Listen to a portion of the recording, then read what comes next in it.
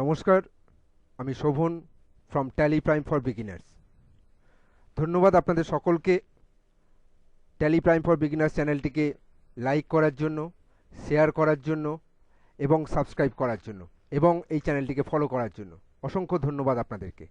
আজকের আমরা যে টপিক নিয়ে ক্লাস করাবো সেটি হচ্ছে, নিশ্চয়ই আপনারা থাম্বনেল থেকে সেটা বুঝতে পেরেছেন, আমরা আজকে যে টপিক নিয়ে ক্লাস করাবো সেটি কন্ট্রা ভাউচার। এই টপিকের উপরে আমরা আজকে ক্লাস করাবো। চলুন সরাসরি আমরা ক্লাসে যাই। আজকের যে টপিকগুলোকে নিয়ে আমরা ক্লাস করাচ্ছি তার জন্য কয়েকটি প্রবলেম আমি তৈরি করে রেখেছি। প্রবলেমগুলো আপনাদেরকে আগে দেখিয়ে দিই। এটি একটি এক্সেল ফাইল। এখানে দেখুন আমরা কয়েকটি কন্ট্রা এন্ট্রি করে দেওয়া আছে, যেখানে আমরা এই যে পরপর এন্ট্রিগুলোকে করে দেওয়া আছে, এই এন্ট্রিগুলোর সলিউশন আমরা কিভাবে ট্যালি প্রাইমে করব সেটাই আজকের আমাদের দেখার বিষয়, জানার বিষয়। কি বলেছে? Open an account in SBI bank by depositing ₹2,50,000 as on এত তারিখ। অ্যাকচুয়ালি এসবিআই ব্যাংকে একটা অ্যাকাউন্ট ওপেন করা হয়েছে 2.5 লাখ টাকা ডিপোজিট করে। তার আগে বলে দিই, আমরা যে এর আগের যে ভিডিওগুলো আমি আপলোড করেছি সেখানে পেমেন্ট ভাউচারের টপিক বলে দেওয়া আছে, রিসিপ্ট ভাউচারের টপিকও বলে দেওয়া আছে। ভিডিও ডেসক্রিপশন বক্সে তার লিঙ্ক দেওয়া আছে, প্রয়োজন হলে আপনারা একটুখানি ক্লিক করে দেখে নেবেন। আজকে যে টপিক নিয়ে করছি সেটি হচ্ছে কন্ট্রা ভাউচার।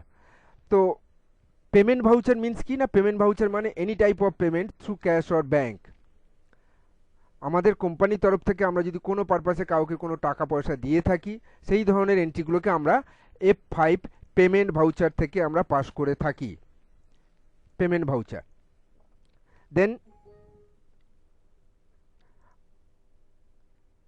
দেন আমরা কি করব না, এই যে F5 পেমেন্ট ভাউচার থেকে আমরা যে কোনো ধরনের পেমেন্ট এন্ট্রি পাস করে থাকি। এরপর কি না, F6 থেকে আমরা কি করি না, F6 থেকে আমরা যে কোনো ধরনের রিসিপ্ট এন্ট্রি মানে কোনো পারপাসে যদি আমি কোনো টাকা পয়সা পাই, আমার কোম্পানি যদি কারো কাছ থেকে কোনো পারপাসে টাকা পয়সা রিসিভ করে, তাহলে সেই ধরনের এন্ট্রিগুলোকে আমরা রিসিপ্ট এন্ট্রি আকারে F6 থেকে পাস করি। আজকের আসবো আমরা F4। দ্যাট মিনস আমি এটা প্রথমেই লিখি, তাহলে F4 মিনস হচ্ছে কি না, কন্ট্রা। অর্থাৎ এই কন্ট্রা ভাউচারের কনসেপ্টটা কি? এটা কিন্তু পেমেন্টও হতে পারে, এটা রিসিপ্টও হতে পারে বিজনেস পার্সপেক্টিভে দাঁড়িয়ে। কিন্তু তাহলে আমি যে কোনো ধরনের পেমেন্ট বা রিসিপ্টকে আমি কেন পেমেন্ট বা রিসিপ্ট থেকে না পাস করে F4 থেকে পাস করব?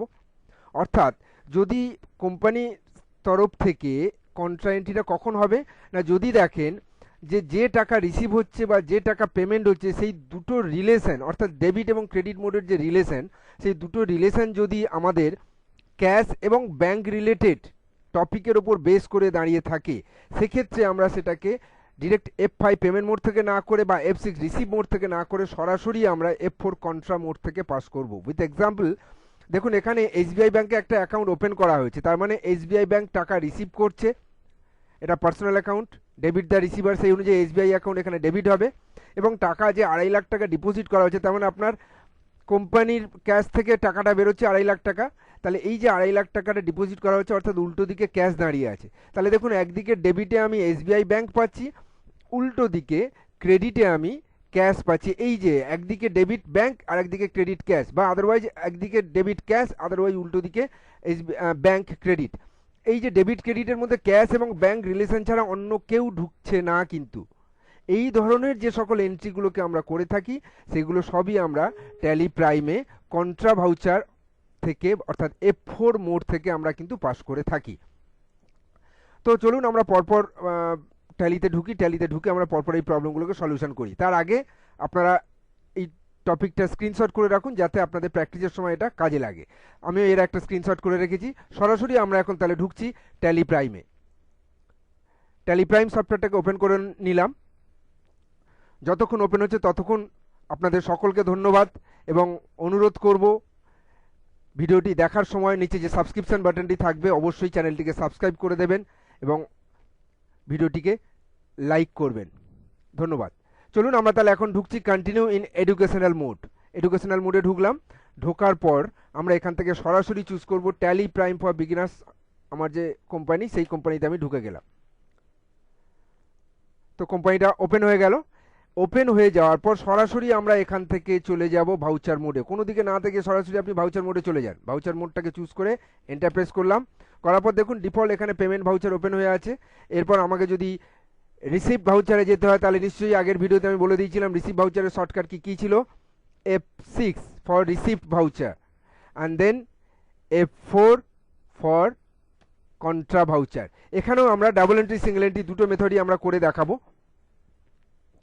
তো চলুন, যেখানে যেহেতু ক্রেডিট আছে তো এই এন্ট্রিটাকে আমি আজকে প্রথমে ডাবল এন্ট্রি প্রিন্সিপালে করে দেখাই, তারপর আমি এটাকে আবার সিঙ্গেল এন্ট্রি মোডে কনভার্ট করে নেব। তো প্রথম আমাদের যে প্রবলেমটা ছিল সেটা কি ছিল না, open a new account in SBI bank by depositing 2,50,000।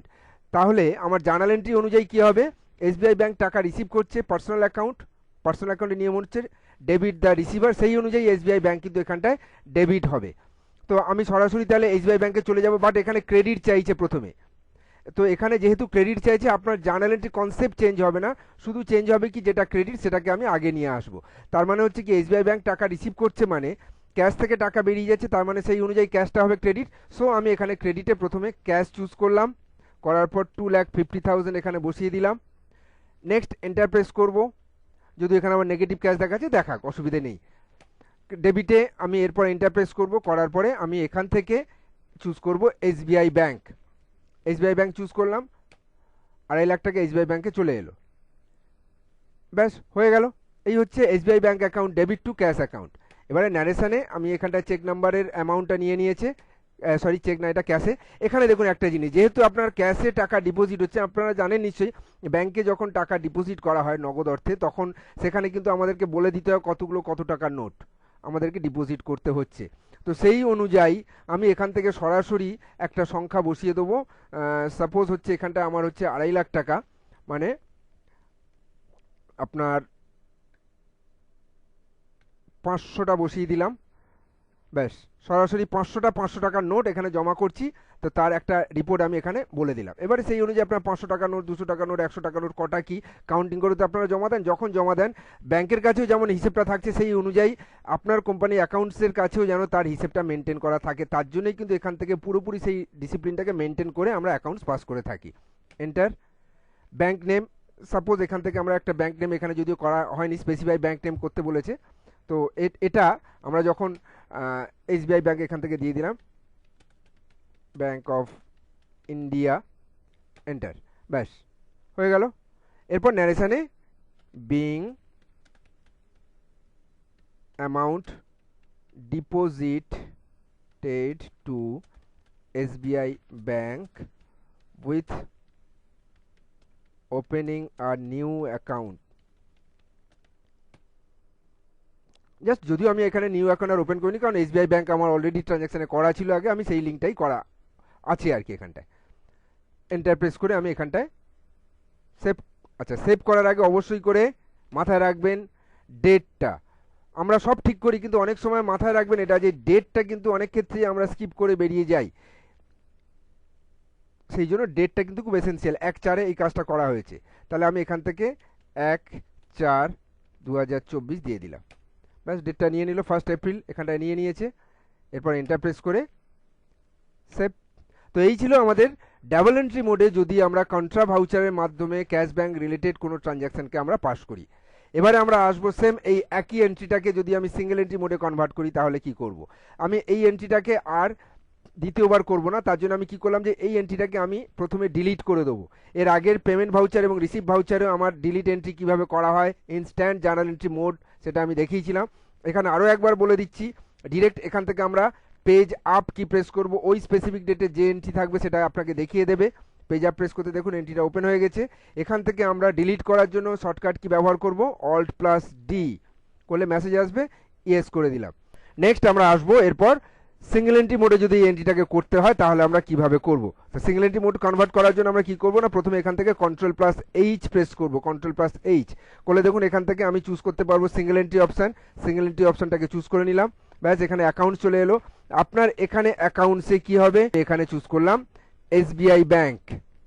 Next আমরা এখানে চুজ করলাম ক্যাশ, ব্যাস এখন দেখুন এসবিআই ব্যাংকের ব্যালেন্সটা বেড়ে গেছে এবং ক্যাশের নেগেটিভ ব্যালেন্স যেটা আগের এন্ট্রিতেও আমি দেখিয়েছিলাম সেম সেই অনুযায়ী। অর্থাৎ এই অনুযায়ী আপনাকে কিন্তু ডিসাইড করে নিতে হবে কন্ট্রা ভাউচারে সিঙ্গেল এন্ট্রি মোড চলাকালীন অ্যামাউন্টটা কোথায় এফেক্ট পড়ছে।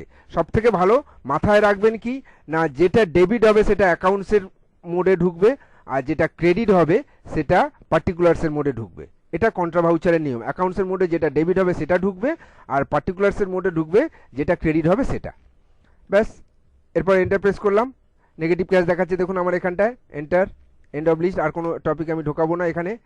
জাস্ট এবারে দেখুন একই রকম 2.5 লাখ টাকা ক্যাশে জমা হচ্ছে। ব্যাস, এবারে সেই অনুযায়ী আপনার কাছে বলবে কতগুলো টাকা, কত টাকার নোট আপনি দিচ্ছেন। এন্টার, 500 টাকার নোট 500টা দিচ্ছি, 2.5 লাখ টাকা। এন্টার, ব্যাংক নেম একইভাবে এখানে আপনি উল্লেখ করে দিতে পারেন, specify bank name, state bank of India. ন্যারেশনের জায়গায় being amount deposit to SBI bank. Enter, save. তো এইভাবে আমরা ডাবল এন্ট্রি মোডে এবং সিঙ্গেল এন্ট্রি মোডে আমরা যে কোনো জার্নাল এন্ট্রিকে কিন্তু পাস করতে পারি। ক্লিয়ার হলো? পরের প্রবলেমে যাই। আমাদের পরের প্রবলেমটা কি ছিল? Transfer rupees 10,000 from main cash to petty cash for meet the daily expenses. অর্থাৎ কি, 10,000 টাকা মেইন ক্যাশ মানে আপনার যে কোম্পানির যে ক্যাশ আছে সেখান থেকে পেটি ক্যাশে ট্রান্সফার করা হয়। এই পেটি ক্যাশ ব্যাপারটা কি? পেটি ক্যাশ সম্বন্ধে আমার এর আগে ভিডিও করে দেওয়া আছে এবং বলে দেওয়া আছে যে যেখানে আমরা পেটি ক্যাশ টপিক নিয়ে আমরা আলোচনা করেছি। তাও আরেকবার বলে দিচ্ছি, পেটি ক্যাশ মানে লাইক ইউর ওয়ালেট। কেন, আপনি যদি 2 টাকা 5 টাকা 10 টাকা খরচার জন্য নিশ্চিত আর ব্যাংক থেকে টাকা তুলে খরচা করবেন না। আপনি কী করবেন, ব্যাংক থেকে মেবি একটা 100 টাকা তুললেন, তুলে সেই টাকাটি আপনার ওয়ালেটে রেখে দিলেন এবং ওয়ালেট থেকে আপনি সেই দৈনন্দিন খরচাগুলোকে মেনটেন করলেন। তো এরকম অফিসিয়ালি যে দৈনন্দিন ছোটো ছোটো এক্সপেন্সগুলো থাকে সেটার জন্য আমরা ডিরেক্ট ক্যাশে তার হিট করি না।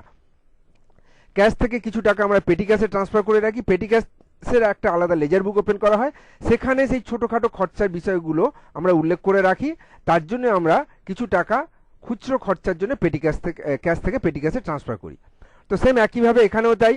আপনার অ্যাকাউন্ট তাহলে দেখুন ক্যাশ থেকে যাচ্ছে পেটি ক্যাশে। যদি আমি সিঙ্গেল এন্ট্রি মোডে এটাকে করে থাকি তাহলে আমি কিভাবে করব না, ক্যাশ থেকে টাকাটা পেটি ক্যাশে যাচ্ছে, তার মানে এখানে অ্যাকাউন্টে কি হবে, এখানে অ্যাকাউন্টে প্রকৃত হবে আমার পেটি ক্যাশ অ্যাকাউন্ট, তাই তো? ডেবিটে যে টপিকটা থাকবে সেই টপিকে আমার অ্যাকাউন্টসের জায়গায় ঢুকবে। তাহলে আমি এখান থেকে অল সি প্রেস করলাম, পেটি ক্যাশ লেজার করা নেই। দেখুন পি প্রেস করছি, পেটি ক্যাশ লেজার করা নেই। তাহলে আমি এখান থেকে ডিরেক্ট অ্যাকাউন্টসে দাঁড়িয়ে অল সি প্রেস করছি, করতে আমাকে একটা লেজার উইন্ডো ওপেন করে দেবে, পেটি ক্যাশ। এই পেটি ক্যাশ এটাও আন্ডার কি হবে, পেটি ক্যাশ, এটারও আন্ডার হবে কিন্তু ক্যাশ ইন হ্যান্ড। এটা ক্যাশেরই একটা পার্ট, তাই জন্য এটাকে ক্যাশ ইন হ্যান্ড গ্রুপের মধ্যেই রাখবো। আলাদাভাবে পেটি ক্যাশ একটা আমরা লেজার ওপেন করলাম, এন্টার, সেভ। তো পেটি ক্যাশে যাচ্ছে, ক্যাশ থেকে কত টাকা যাচ্ছে দেখুন, ক্যাশে আছে 1,31,000 টাকা, মানে আলটিমেটলি তো নেগেটিভ ব্যালেন্স। তো ক্যাশ থেকে আমার যাচ্ছে 10,000 টাকা। তাহলে আমি 10,000 টাকা ক্যাশ থেকে বের করে দিলাম। তো দেখুন এখন ক্যাশে নেগেটিভ ব্যালেন্স 1,41,000 টাকা হয়েছে। চলুন একটুখানি ক্যাশে আমরা টাকা বসিয়ে দিয়েই আসি। তাহলে ক্যাশে যদি আমাকে নতুন করে টাকা বসাতে হয় তাহলে এখান থেকে আমাকে কি করতে হবে বলুন তো, মনে পড়ছে না? ক্যাশ লেজারে আমি ফেরত আসবো, আসার পর ক্যাশ লেজারটাকে অনলাইন মডিফিকেশন করব। এই অনলাইন মডিফিকেশন করার জন্য আমাদেরকে কি প্রেস করতে হবে, control enter. Control enter press করলে দেখুন লেজার অল্টারেশন উইন্ডোটা ওপেন হয়েছে সেকেন্ডারি মোডে। এখান থেকে আমার ক্যাশে ওপেনিং ব্যালেন্সে ছিল 60,000 টাকা, মানে গত বছরের ক্লোজিং ছিল যেটা। একটু টাকা বাড়িয়েই দিই, নাহলে কেমন লাগে দেখতে। 3 লাখ টাকা আমি এখানে বসিয়ে দিলাম, এন্টার, এন্টার, সেভ। তো দেখুন এখন কিন্তু ক্যাশে আর রেড ব্যালেন্স দেখাচ্ছে না, মানে আর নেগেটিভ ব্যালেন্স দেখাচ্ছে না। তো ক্যাশে আমি 10,000 টাকা ক্যাশ থেকে বের করে দিলাম। ব্যাস, এন্ড অফ লিস্ট। ন্যারেশনের জায়গায় being amount transfer to petty cash for daily expenses, এইটুখানি। আমার ডেটটা কত তারিখে ছিল একটু দেখে আসি, ডেটটা ছিল 1/4, তাহলে 1/4ই আছে আমার, এন্টার করে এসে সেভ। তো এই হয়ে গেল আমার cash to petty cash transfer. চলুন আমরা এরপর দুটো জার্নাল এন্ট্রি আমরা আবার ডাবল এন্ট্রি মোডে করি। কন্ট্রোল এইচ প্রেস করে আমি ডাবল এন্ট্রি মোডটাকে চুজ করে নিলাম। পরের প্রবলেমটা দেখে আসি কি ছিল। Amount withdraw from SBI rupees 60,000 to increase cash in hand balance. যা ক্যাশে নেগেটিভ ব্যালেন্স ছিল, তো যাই ব্যাংক থেকে কিছু টাকা 7,500 টাকা ক্যাশে ঢোকানো হচ্ছে।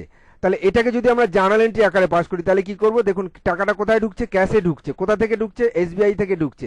অর্থাৎ ক্যাশ রিয়েল অ্যাকাউন্ট আর এসবিআই অ্যাকাউন্ট হচ্ছে পার্সোনাল অ্যাকাউন্ট। রিয়েল অ্যাকাউন্টের নিয়ম হচ্ছে what comes in always debit, তো সেই জন্য ক্যাশে টাকা আসছে তার জন্য cash debit.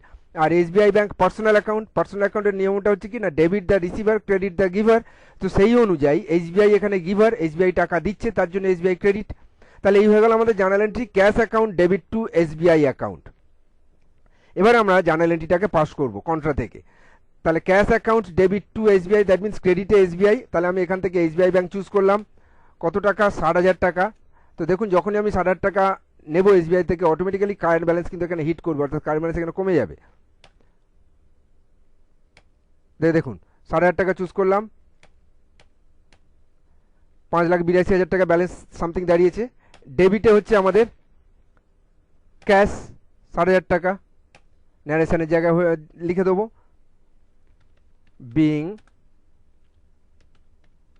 Amount withdraw from SBI and deposited to business cash counter, ব্যাস, বা ক্যাশ অ্যাকাউন্ট যেটা খুশি।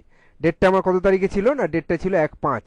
তাহলে F2 প্রেস করে আমি ডেটটাকে 1/5 দিয়ে দিলাম, enter enter, save. Next journal entry বলেছে transfer ₹20,000 from SBI bank to PNB bank on এত তারিখ। 20,000 টাকা এসবিআই ব্যাংক থেকে পিএনবি ব্যাংকে ট্রান্সফার করা হয়েছে। এখানে কিন্তু দুটোই ব্যাংক, দুটোই পার্সোনাল অ্যাকাউন্ট। একটা পার্সোনাল অ্যাকাউন্ট হচ্ছে রিসিভার, উল্টো দিকে আর একটা পার্সোনাল অ্যাকাউন্ট কিন্তু গিভার। কি মজার ব্যাপার দেখুন। তো তাহলে এক্ষেত্রে আচ্ছা চলুন এখানে এই ট্রানজ্যাকশনকে একটু আমি মডিফাই করে দিই। Transfer ₹20,000 from SBI bank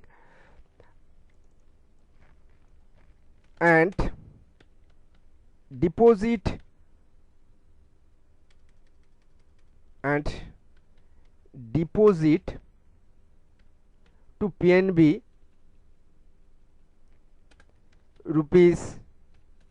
₹10,000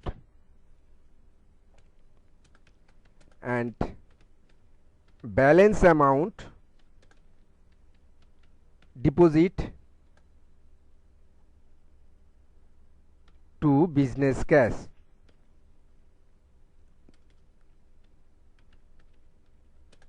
business cash অর্থাৎ 20,000 টাকা এসবিআই ব্যাংক থেকে ট্রান্সফার করা হয়েছে, কিন্তু সেটা ট্রান্সফার করে কি করা হয়েছে না 10,000 টাকা পিএনবি ব্যাংকে ডিপোজিট করা হয়েছে, এবং বাকি টাকাটা যেটা সেটা আমার কোম্পানির ক্যাশ কাউন্টারে জমা দেওয়া হয়েছে। তাহলে এইরকম যদি কম্পাউন্ড জার্নাল এন্ট্রি হয় তাহলে কি করব? তাহলে অর্থাৎ এখানে কি হচ্ছে, এখানে ডেবিট কে কে আছে? পিএনবি ডেবিট হবে, কারণ পিএনবি হচ্ছে রিসিভার। আর হচ্ছে এইদিকে ক্যাশও আমার ডেবিট হবে, কারণ ক্যাশ রিয়েল অ্যাকাউন্টে ডেবিট হোয়াট কামস ইন সেই অনুযায়ী। অর্থাৎ এখানে হলো কি PNB account debit, cash account debit two SBI account. চলুন তাহলে এই কম্পাউন্ড জার্নাল এন্ট্রিটাকে আমরা কিভাবে পাস করব? তাহলে ক্রেডিটে SBI account, simple procedure SBI account, এটাকে আমি চুজ করলাম 20,000 টাকা। চেক নাম্বার নিয়ে নিল, এন্টার প্রেস করব। এরপর ডেবিটে ক্যাশ, ক্যাশে কত টাকা? না ক্যাশে হচ্ছে আমার হবে 10,000 টাকা। আবার এন্টার, আবার ডেবিট। এখান থেকে আমরা এবারে চুজ করব পিএনবি ব্যাংক। পিএনবি লেজার করা নেই, তাহলে আমি এখান থেকে অল্ট সি প্রেস করে তৈরি করে নেব পিএনবি ব্যাংক। আন্ডার কি হবে? না আন্ডার ব্যাংক অ্যাকাউন্ট, এন্টার। এবার আপনি একটা অ্যাকাউন্ট নাম্বার এখানে পুট করে দিলেন যেমন খুশি, আইএফএসসি কোড একটা কিছু দিয়ে দিলেন, পিএনবি 0 লামসাম একটা কিছু দিলাম। আচ্ছা, সুইফট কোড এটা হচ্ছে ইন্টারন্যাশনাল ট্রানজ্যাকশনের জন্য আমরা এই কোডটা ইউজ করে থাকি। যে যে ব্যাংকের থাকে তাদেরকে এই কোডটা দিতে হয় যখন আপনার ইন্টারন্যাশনাল ট্রানজ্যাকশন হবে সেক্ষেত্রে। বাকি ডিটেলস আর কিছু লাগছে না, এন্টার প্রেস করে করে আমরা এখান থেকে বেরিয়ে যাচ্ছি, সেভ। ব্যাস, পিএনবি ব্যাংকে চলে গেল 10,000 টাকা। খুব সিম্পল হতে দেখুন আমরা কিভাবে একটা কম্পাউন্ড জার্নাল এন্ট্রি কন্ট্রাতে আমরা করলাম। এবারে ন্যারেশনের জায়গায় চলে আসবো, চেক ডিডি 10,000 টাকা, এটা এন্টার প্রেস করে বেরিয়ে আসুন। ন্যারেশনের জায়গায় না being amount deposited to PNB and balance amount deposited two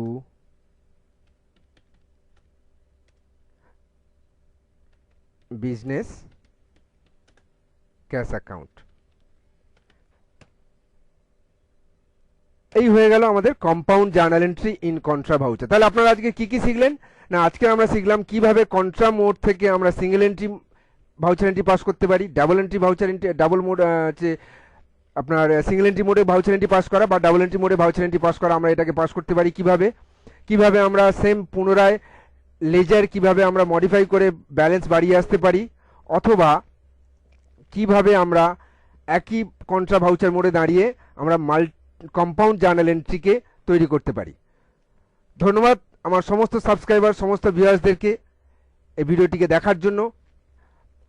আরও বেশি বেশি করে আমার চ্যানেলটিকে লাইক করুন, ফলো করুন, শেয়ার করুন এবং সাবস্ক্রাইব করুন। আপনার দিনটি শুভ হোক, আপনারা ভালো থাকুন, সুস্থ থাকুন।